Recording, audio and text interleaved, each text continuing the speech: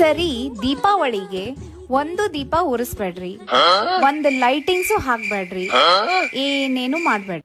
ಇದೇನ್ಪಾ ತಲೆ ಕೆಟ್ಟ ತನಿಖೀಗ ಅಂತೀರನ? ನಾ ಹೇಳ್ತೀನಿ ಕೇಳ್ರಿ. ಇಲ್ಲಿ ನಿಮ್ಮನ್ ನೋಡಿ ಯಾರು ಉರಿತಿರ್ತಾರಲ್ಲ ಭಗ ಅವ್ರನ್ನ ಮನಿ ಕರೆಸ್ಬಿಡ್ರಿ ಸಾಕು.